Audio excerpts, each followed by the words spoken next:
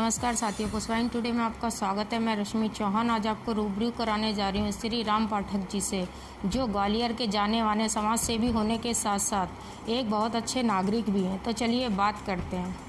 Sir, पहले तो आपका स्वागत है हमारे कार्यक्रम में। सर, कोविड-19 के दौरान आपकी समाज के प्रति क्या कार्यशैली रही? अभी वर्तमान स्थिति आप सब लोगों को मुझे बताने की आवश्यकता नहीं है, क्योंकि 2 महीने होने को आ गए हैं। हम सभी भली भांति परिचित हैं कि क्या होना चाहिए। ये लॉकडाउन में वास्तव में लोगों का आर्थिक स्तर क्या है वो सब सामने दिख गया हम सब लोगों को। और आज भारत की 98% जनता सिर्फ रोटी के लिए परेशान है। 2% लोग जो पूंजीपति बड़ी बड़ी गाड़ियों में घूम रहे थे वो आज भी मज़े कर रहे हैं। और जनता सिर्फ 2 किलो 5 किलो और 20 किलो जो आटा गवर्नमेंट बांट रही है उसके लिए लाइन में लगी हुई है। और उसमें हम लोगों ने भी, हमारी संस्था मानवता फाउंडेशन ने 22 तारीख से निरंतर भोजन वितरण का कार्य चालू किया था। हमने प्रतिदिन 1000 से 1200 पैकेट बना के पूरा विधानसभा के 19 वार्डों में हमने वितरण किए, जिसमें हमें 19 वार्डों के कुछ लोगों का बहुत बड़ा योगदान रहा। क्योंकि हमें भोजन जो व्यवस्था थी वो हमारे कुछ सहयोगियों ने हमें उपलब्ध कराई। वितरण का कार्य जो वार्ड में जो रह रहे थे, जैसे हमारा 18 नंबर में लक्ष्मी चौहान रहती है, उसका बहुत बड़ा योगदान है। उसको बिल्कुल बोलती है, भैया मौत अगर आनी होगी तो घर में आ जाएगी, मुझे इन लेबर का दर्द नहीं देखा जा रहा। और वो भोजन के डब्बे लेके जाती थी अपने कुछ सहयोगियों के साथ। और डीडी नगर के पीछे, आदित्यपुरम के पीछे बहुत लेबर आज भी शायद पड़ी हुई है वहाँ। ऐसे ही 19 नंबर में, 25 नंबर में संजय जाटा जो SLP कॉलेज के पास आपने देखा वो आज भी लेबर पड़ी हुई है। 25 नंबर में हमारे विधायक मुन्नालाल जी गोयल जी का जो है बंगला है, उसके सामने एक टप्पा तहसील है, वहाँ लेबर पड़ी हुई है। और वो लेबर प्रतिदिन इंतज़ार करती है कि आज कौन खाना लेके आएगा। ये व्यवस्था है अभी।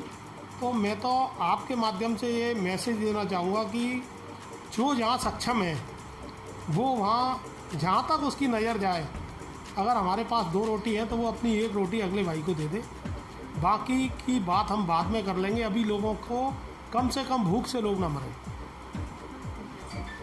सर, कोविड-19 के चलते किन वर्ग के लोगों को सबसे अधिक परेशानियों का सामना करना पड़ा?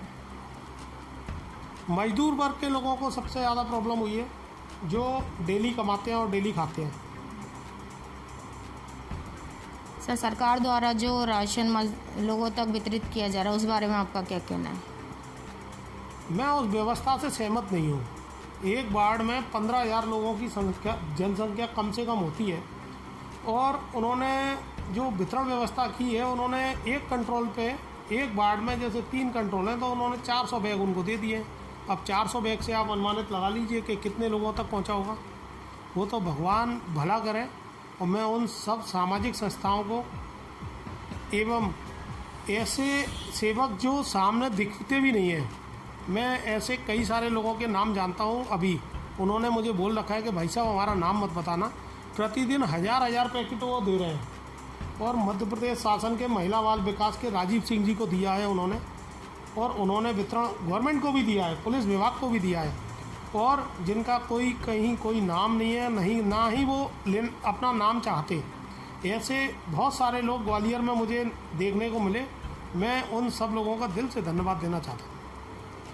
सर, जो छोटे स्तर के व्यापारी हैं उनका लॉकडाउन के चलते उनके व्यापार पर क्या असर हुआ? हमारे यहाँ जब हम देखते थे कि एक दिन की हड़ताल होती थी तो उसमें देश की व्यवस्था चरमरा जाती थी। आज 2 महीने होने को आ गए। इससे हम और आप सभी अनुमान लगा सकते हैं कि उनकी हालत क्या होगी। अभी किराए की दुकान लेकर, किराए का मकान लेकर और अपना व्यापार जो व्यक्ति चलाता है, आप अंदाज़ा लगा लीजिए कि 2 महीने में उसकी क्या हालत होगी। मेरे संज्ञान में ऐसे कई प्रकरण हैं जिन्होंने एक मामला तो हमारे मुरार का कल एक ऐसा जानकारी में आया कि 25 लाख लगा के उसने मुरार सदर बाज़ार में एक दुकान की ओपनिंग की 20 तारीख को, और दुर्भाग्य से 22 तारीख को लॉकडाउन हो गया।